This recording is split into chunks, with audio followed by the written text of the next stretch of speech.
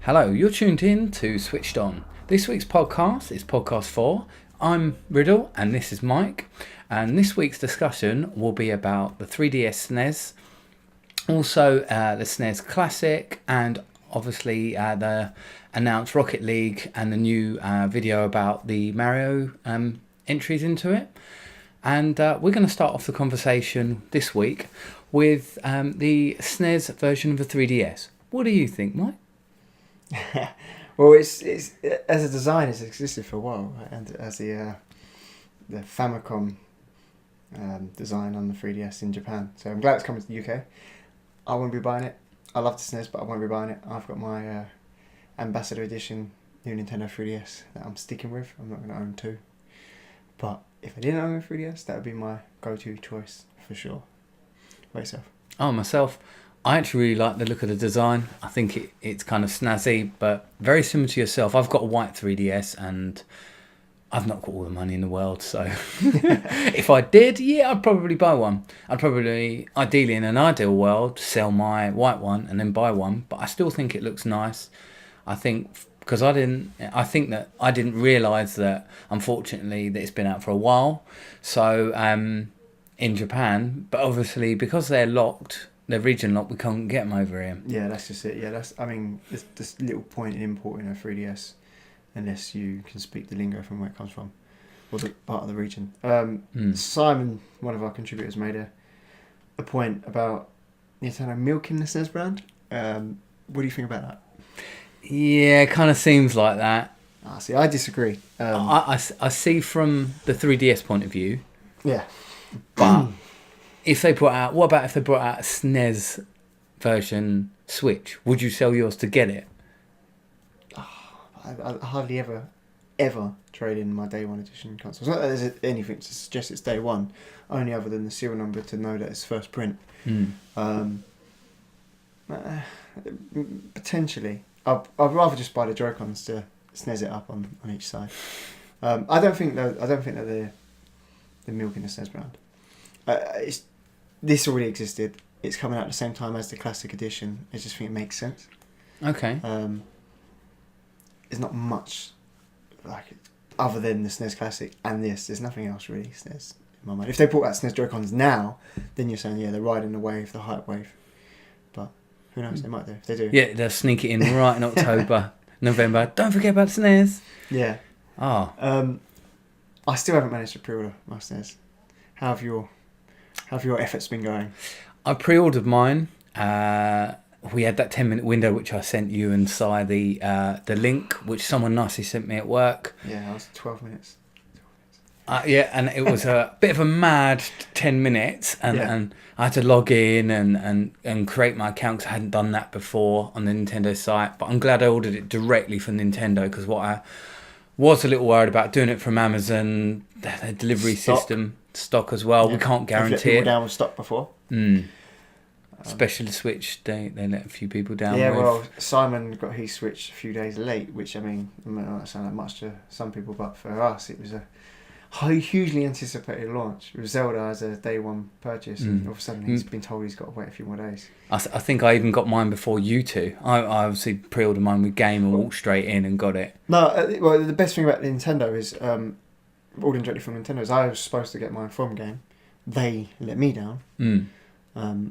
They said, if you pre-order it again straight away, we can likely get it to you on the day. I just went straight to Nintendo. They said, yeah, we can guarantee it on the day. This was like 3 days before it came out. Yeah, because I ordered mine about 2 weeks, and I think they were like, oh, you can only get the neon ones, and I was like, you know what, I really like that colour, I love that.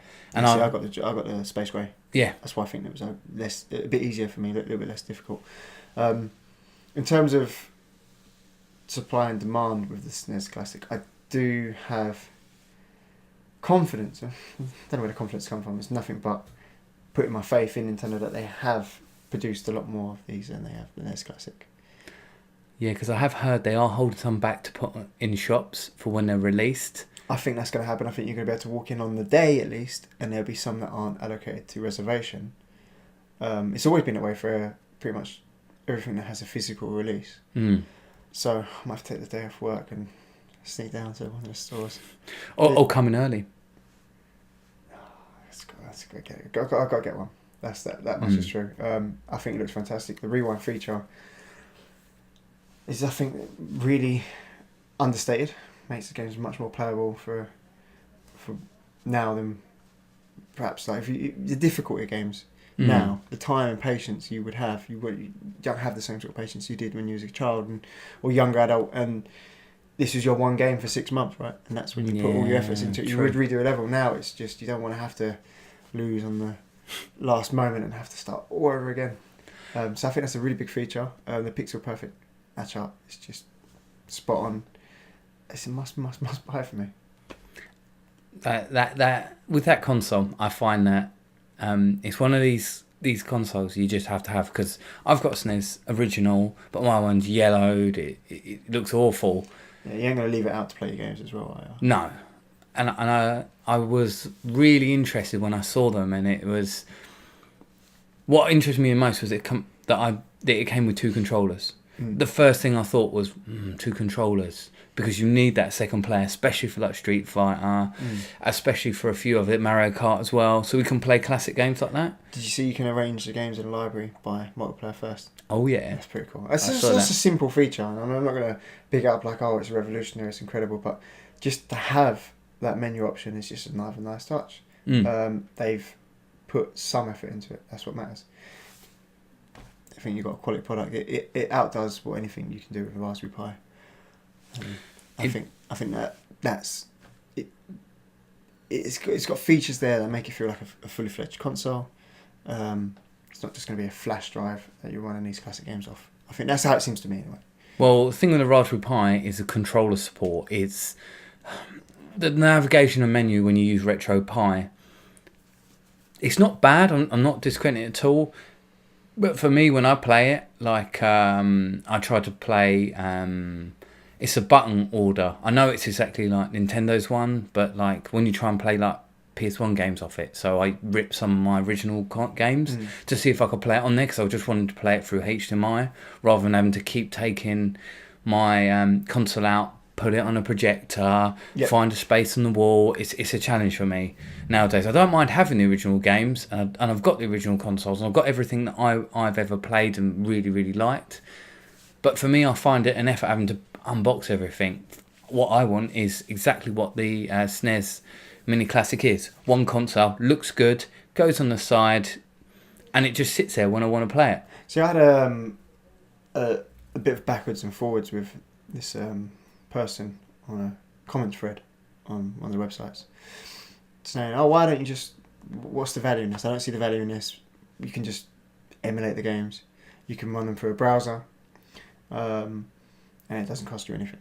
And they run really well. And as a PC gamer who's enjoyed emulation from the early days of SNES, when that was the best we had, SNES 9X in the late 90s, I love emulation. Dolphin is one of the most incredible pieces of software out there, for me anyway, in terms of emulation, for the GameCube obviously. But there's something special for someone like me who owned that console. That nostalgia trip is a plus. You got the nostalgia. You've got the ability that everything is, all the top tier games are in one place, and obviously there's certain games missing which we'll go on to, but most of the top tier games are in one place. There's no faffing about it. You've got a dedicated box. It looks nice on your mantelpiece. You know, it's a collectible, like a figurine, like an amiibo. And it does have that, like I say, the pixel matching, so it looks really good on any modern display. All the save states, it's all just in one place, a convenient package. I think for me, that's great. If that's not for everyone, I get that. But for a collector's piece, 100%, I don't see how you cannot see the value in it. The other value as well, which is something that no one's really brought up, is those have new shells on them. New shells for your classic controllers. You could buy extra controllers, strip them down, swap it over to your old one, so you've got lovely, brand new looking controllers. There is a bit of a colour difference in them, but that wouldn't bother me. I wonder if... I can't say that with confidence personally. You never know if the screw holes in all the chipboard matches up and whatnot. I'm going to test that theory, so Yeah. we'll get to that. Won't be long, only a month away. Yeah. But we mentioned there about certain games missing. Mm. I think we should go on and talk about what games we think should have been included, or would like to have been included anyway. These games potentially that I haven't played or you haven't played, but we think they should be in the library based on their iconic status and association with the console. Starting, what's one that jumps out to you? Killer Instinct. Killer Instinct. I think that should have been on there. It's a piece of history. Yes, it is. It only came out on the SNES. It didn't come out on any other console. It was rare, wasn't it? Yeah, it was rare. Yeah. Again, it's another rare game. Yeah, that's a really good one. So,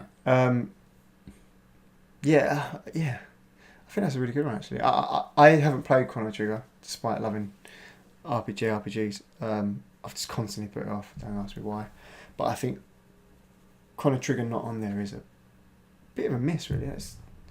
It wasn't that big in certain regions, but it's a massive game that is on a lot of top lists for the greatest games of all time.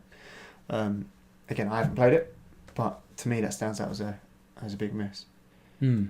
I would say, for me, pretty much most of the games I want on there are on there. It was only Killer Instinct for my personal choice. Maybe even Chrono Trigger as well. I would have liked to see on there because I found that games list really good. Yeah, quality is there. It's hit smash after hit smash after hit smash for sure. Actually, there was one other that I've just remembered, which is the Ninja Turtles game, which was actually a really good game. Yeah, that's another really good game. There's a few games, but again, they're not worth really mentioning in terms of when you look at the calibre of the quality games that are on there. They don't quite match up to that calibre. But there are a few games that could have been on there. A few additions you maybe might have wanted to see. But for me, again, I think it's fantastic. A great example is F-Zero 2. It didn't really come out. It didn't come out in the West. Why not just stick it on there? Star Fox 2 and F-Zero never before released F-Zero 2. Yeah. But that goes back to last week's conversation about the DD drive. Yeah, with the N64 Classic and the content from that. Yeah, we'll possibly go into their N64 Classic. Yeah. Well, that's kind of leads on to our next kind of topic of conversation. It's what controllers that we currently own will work on there. And one of the things I was definitely wondering was, would a Wii Pro controller work? Wii Classic Controller Pro. Yep, that's the one. Wii Pro Classic Controller, however they worded it. I don't see why not.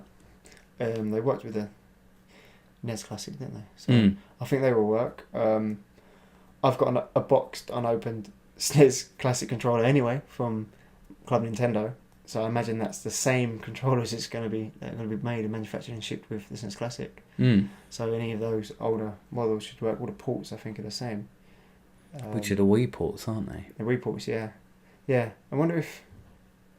I'm trying to think what else. Yeah, it's just with those controllers I can imagine working on there. Because you've got the original Classic one without the arms, which is a small little one, which... kind of is the same sort of shape in a weird roundabout way, right? With thumbsticks though. Yeah, but it's still got the main button. So would the thumbsticks work for Street Fighter? Because that's where it would come into its own, which would be something that would be really nice, because we're already used to thumbsticks now. Yeah, I'm still a D-pad guy. I get the blisters. It depends on... That's why I'm not so good at maybe fighting games. But it depends on how the firmware reads the controller, I suppose, and how it identifies what is where. If it does detect the analog stick as a sort of digitized D-pad, that'd be interesting in terms of a design point of view. And if we think about the NES being able to play certain SNES games at low performance and being able to at least load up some N64 games, I wonder if the SNES Classic can load up maybe perhaps some N64 games that run okay or well. You know. That'd be interesting. And the real question on my lips is, will this SNES Classic get hacked, and how long will it take? I reckon it'll be done in a week.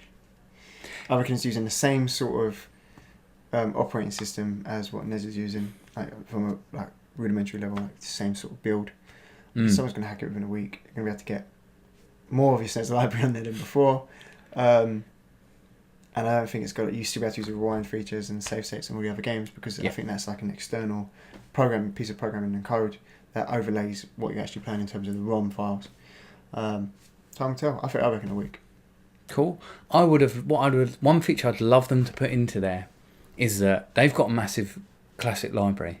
So if you owned like a SNES Classic, you could also get Game Boy games, NES, and get them all on there. And all you have to do is plug it into the internet, go onto your Nintendo account, download it, boom, you got everything. Which is something I'd have loved. I know it would never happen. But they didn't add the functionality, the physical the device physically can't connect to the internet. I know, they did that on purpose. Yeah, I mean, I will say this again and again, it is an advertisement for the Switch, and when the Virtual Console comes to Switch, and it's like, hey, you can get these games here, and here's our modern version of Mario, and here's our modern version of F-Zero when that comes out. And it's just it's a very clever play. We all love our gaming history. A lot of people out there have disconnected from that gaming history. Nintendo's marketing it towards the Switch towards those people. A bit of retro nostalgia. I think it's intentional. And I do genuinely believe we're going to get a series of classic consoles because it makes Nintendo. I mean, it probably costs Nintendo less and less with each new classic console that comes out because just refining the hardware, aren't they? Yeah, the R&D is all in the front end, and it's just reaping the rewards as each console comes out. And I reckon it'll go right up to the GameCube. I don't think we get a Wii Classic. It's just not. I don't see how that would be shipped or sold in any way unless they sold it as, hey, do you remember the Wii and the Wii U? Here's it all rolled into one, and that'd be like 5 or 6 years down the line, and it'd just be like a throwback, and it'll output in like HD, and it won't be nothing like what these previous consoles are like or will be like. But yeah, they got it. They might as well. Game Boy Classic, all the Game Boy stuff rolled into one, up to Advance. Fair enough. I can see that being. Yeah, Advance will be pretty good. Yeah. Possibly GameCube will only be Virtual Console because the games are like 1 or 2 gig. So. Yeah, but then. But diminishing returns, right? You have less games on the SNES Classic than you do the NES Classic. Maybe less games on the 64 Classic than you do the SNES Classic, and the GameCube Classic just has like 10 games. I mean, what is like 15 gig now? 20 gig. It doesn't cost much at all, right? So I can see that still being a thing. Okay, fair enough. 10 to 15 wicked GameCube games because there is at least 10 smash hits on that console. I think it's going to come to virtual. I think they'll try on virtual. They're actually experimenting on virtual first because with something like Switch, expandable memory, you can put up 128 gig into it. Which I've got. Wow. 256 I've got actually. Is it 256? Yeah. 256, you can slam so much memory into there. Why do half a system when you can go, hey, now you guys have got this, get a GameCube, get it on the Switch with full controller support. And then what I would do, if this was my company, I'd bring out either an adapter so you can plug your classic GameCube ones, or rebring the GameCube out with a USB adapter on it, like a really good quality one, exactly as the original was, and all you have to do is change the end. It's funny, like you make a good point in terms of like I think GameCube is a great move for Nintendo to make as a retro library to start off with.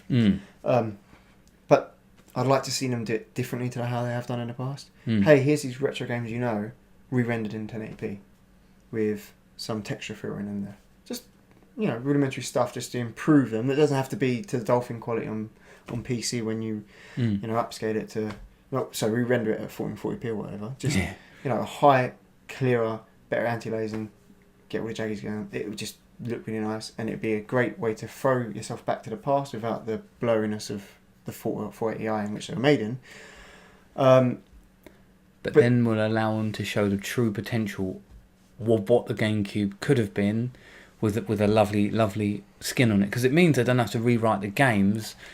They just have to get it to emulate properly with a better frame rate, which they've been doing. Look what they did with Mario Kart 8, and they stuck it from the Wii U to the Switch. Everyone's like, oh, there's not much difference. But when you play it, there is side by side. Yes, exactly. When you look at them side by side, you can tell the difference. Splatoon's a big one. Yeah. Splatoon looks on paper the same game, and if you haven't played it for a while, and then you haven't played it, then you buy a Switch and you play Splatoon on a Switch, you're like, oh, that's how I remember it, and then you put it up on the Wii U, and it's by no means a drastic comparison, but you are seeing like more jaggies, you're seeing like a drop in visual fidelity, graphical fidelity. I think there's a point we mentioned again. Simon, who isn't on the video today, he mentioned a point about holding back on the Virtual Console, and I think it's Nintendo's ultimate trump card. If the Switch didn't do as well as they thought, here's these classic games. Here's a whole massive library of content that you can get, and people are going to go on board for that. If it does do better than expect, like it has, you hold it back anyway. You've got all this content coming. It's in demand. It's really popular. It starts to slow down a little bit. You want to keep the momentum going. Bang! Here's the Virtual Console. We've got everything here. We've got 30 years of games waiting for you. First party games that are quality games. Just... But they don't need first party as well. Sonic the Hedgehog can come to the Switch. It can be any sort of like Dreamcast title can come to the Switch. Like Shinobi would be quite a good one to come. Shenmue. Yeah, Shenmue. Wow. Why not? Like the Switch can emulate it, surely. At this point, right? Yeah. So yeah, I reckon they're sitting on a gold mine it will be a success no matter what, unless they stagger the games really slowly, like they did in the early days of the Wii, which would be a really silly mistake. But I don't think they're going to stagger it as much now, because they bring out the Virtual Console and they might just bring out a collection. So they might not do it like one game a month, or because they originally wanted to do like retro games with your subscription account they're doing. That were temporary, right? Temporary. Yeah. But now they've changed it from what it sounds like is once you've got that account, you download it, and then that will be yours during the time that you own the account. Like as long as you're still subscribed, like yes, correct. Plus, you get the content. Yeah. That's why I think they're going to give you GameCube games then, and maybe like a SNES, a NES, SNES, and then a GameCube game or a Game Boy game, and keep letting you have them. But I still think that would be pretty slow if you got a game in a month.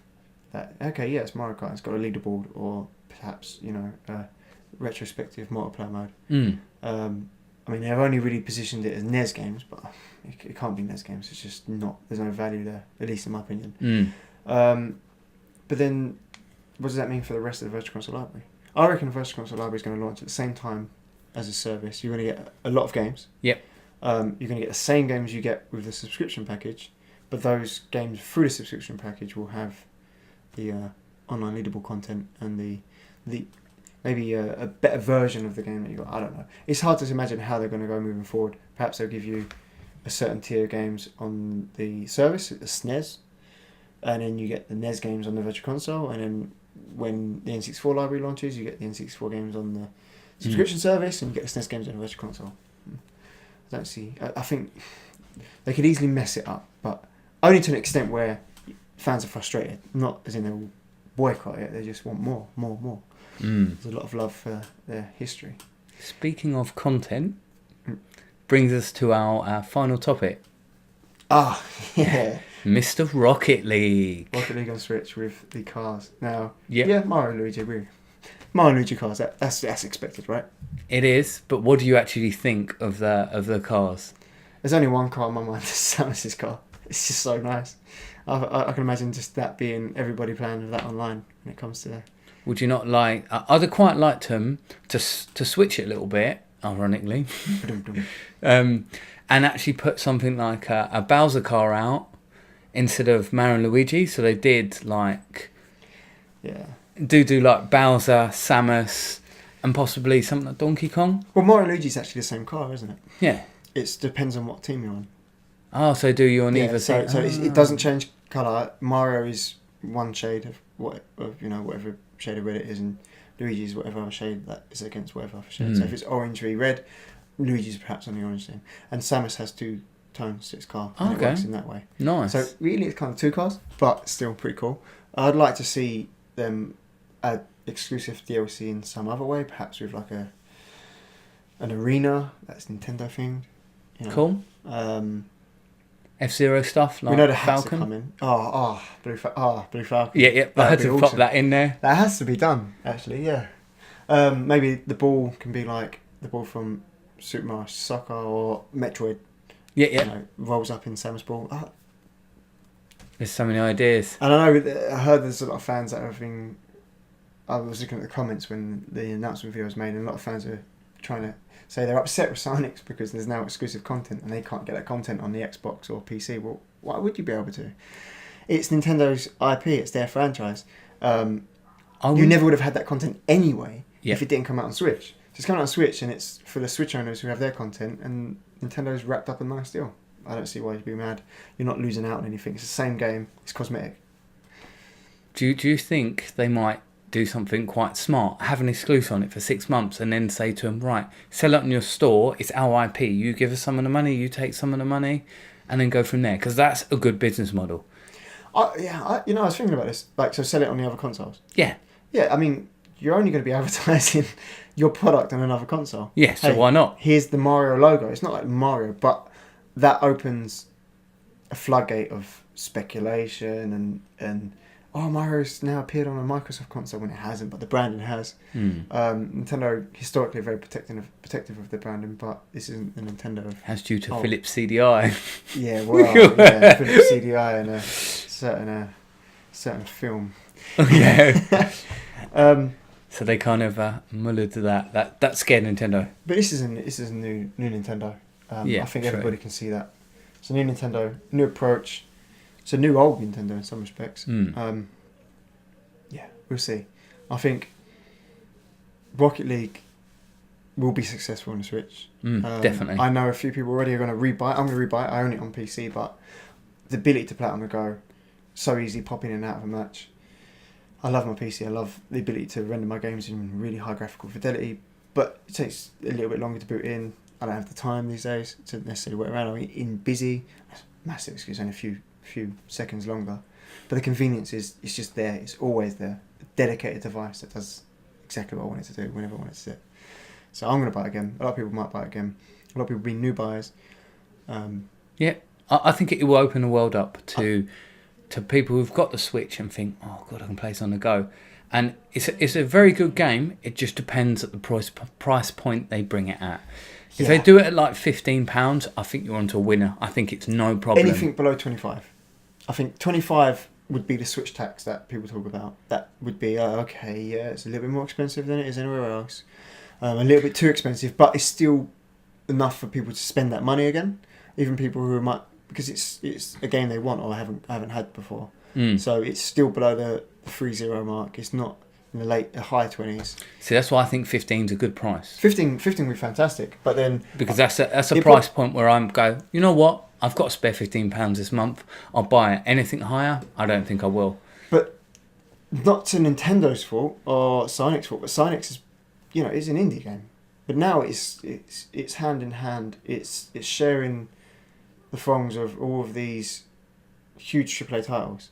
If they had a choice to have to resell the game now, and everyone had to rebuy it again with the same hype and popularity and interest, it would be a near full retail price game. Yep. Because that's how it would be if it was that popular. I'm not to say that it now will be. Now it's on the Switch, is a full price game. Do you know why it got so popular though? Well, it was free. It was free on the PS4. They gave it away at PSN. That's how I first got it. Because, fun fact, they spent almost no money on marketing. They just put all their budget towards developing the game. And that's why it's such a good game. What easy way to get the market? You're an indie developer, right? Yeah. They have that much money, so they made that deal with Sony to get it out on their platform for free. That's advertising. It's in the conversation. It then gets big enough, people buy it on Steam. And then you get the DLC, because they've added loads of DLC. Money. Yeah, DLC is definitely the money. They smash through the DLC. Car. Yeah, things like that. I know the Future car. Oh, Back to Future car. What a car. I didn't buy that one. I bought the Hot Rod ones because they were cool, because they gave you a couple of extra maps. I didn't get round to getting a Back to the Future car because by then I'd sort of changed my PS4, got my PC, and sort of played on it for a while. Yeah. So I bought all the DLC you needed to buy to get the achievements. I got really obsessed with achievements. I never normally do, but I hit that. I need this. I need that. I got to do it. But it's a few pounds, not even that. Yeah, I got that's the the game thing. at half price on Steam anyway. So yeah, that was kind of good as well. It's one of the best value games you can get for the price that it costs. I think it's going to follow the Minecraft. Yeah, Minecraft is a bit more expensive on Switch, but you're getting exclusive content that you can't get anywhere else. Yeah, and I still think they should do it for 15. Probably not. They do it for 20, 25. Can't go over 25. That's my opinion. I don't think It'll be detrimental to them. It would create backlash for the developer and Nintendo. But they might have the audacity to say, yeah, this game's really big. Yeah. I don't think they will do it as bad as that. I think the reason is because all the other places it is a lot cheaper, and I think you're right, it will get a backlash. But I still think it's a good game. We'll kind of wait and see what happens. Yeah. I think it's going to be great. Yeah. Won't be long. Be this year. Sweet. Fall. But anyway, that's our conversation this week. Stay tuned for next week. Stay subscribed.